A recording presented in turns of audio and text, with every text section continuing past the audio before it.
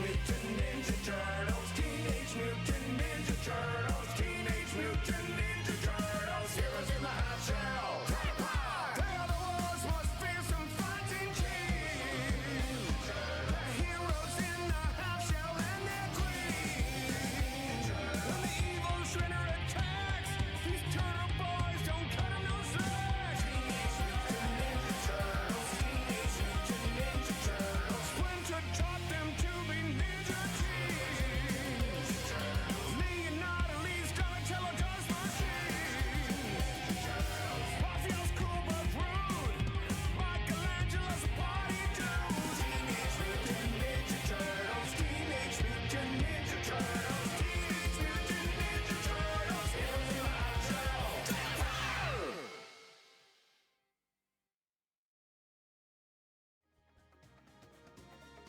The Teenage Mutant Ninja Turtles are ingrained into my very soul, much like a lot of people of my age. The comics are awesome, the original cartoon was great, well, with one of the best cartoon theme songs ever going, we all know this, and the first movie in 1990 is a fantastic live-action comic adaptation. It's still really good today and holds up really, really well. Yes, friends, the new Turbo Ginsu! Woohoo! It dices, it slices, and yet makes French fries in 3 different... Whoops! Kids. There were also a shell of a lot of games to release in the arcades and on nearly every console known to man as well throughout the late 80s, 90s and early 2000s, and Shredders Revenge is definitely up there as one of the best. But is it 10 out of 10 status? And it's been a while since I've done a 10 out of 10 status games, but I have a few coming up, so hopefully look forward to those as I do quite enjoy doing these. But let's find out if it is. I mean, spoiler alert, it is. Released in 2022 and developed by Tribute Games and published by Dotemu, Shredders Revenge is an arcade-style beat-em-up heavily inspired by the 90s beat-em-up turtle games of yore. The game was received incredibly well and in my opinion deserves it to no end. Not only does it look great with its art style, but it plays incredibly well with some great combo choices, animations, and having the ability to level up each individual character, increasing their life, damage, special meters, etc. is also a great touch, and the game just handles incredibly well. The music is also incredibly awesome and again heavily inspired by the music of older games, using some of the arrangements as well.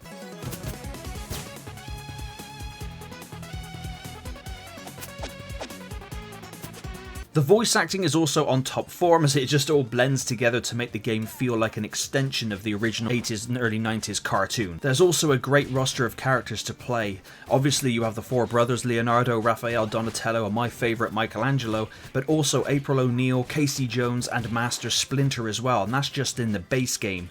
If you grab the 2 DLC packs, which are dirt cheap anyway, you'll get 4 extra characters in Miyamoto Usagi and Karai, and Mona Lisa and Mondo Gecko. Mona Lisa and Mondo Gecko were the 2 more recent ones released, but the fact that they just keep pumping out these little DLCs for the game, I'm not complaining.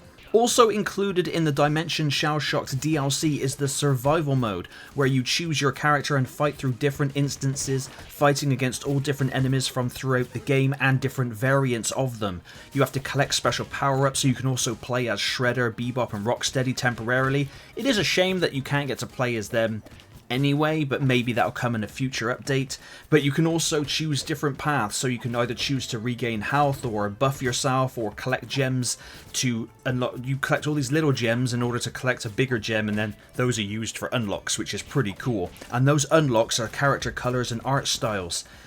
Again, just keep leveling the characters up, increase damage, lives and special attacks, which is separate from the story here with the survival mode, which is pretty cool, and the fact that you then get to use the different colours and art styles of each character in all the different game modes. You just have so much to work towards in the game, not to mention the fact that the survival mode, because the game plays and handles so well, is just a ton of fun to just keep replaying to see how far you can get.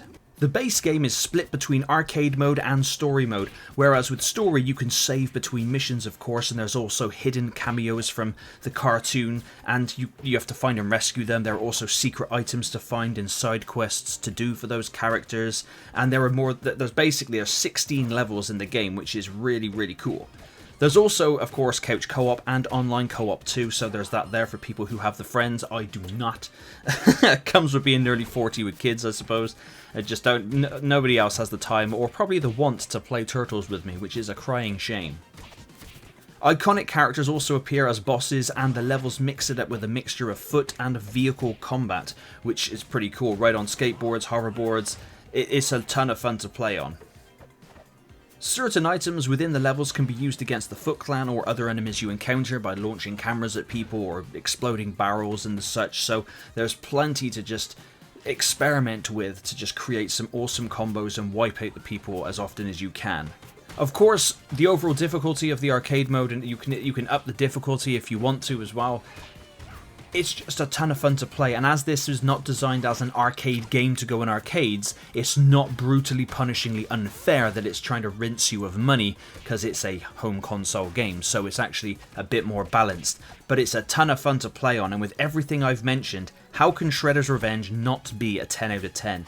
It's a game that I keep returning to over and over again, and like I said, with the survival mode being so addictive, I just find it a ton of fun to play. If you have not checked out Shredders Revenge, then please do. It's not only a 10 out of 10 game, but one of the best arcade beat-em-ups ever. In my opinion, of course. But please let me know down below what you think in the comments, and as always, thank you very much for watching.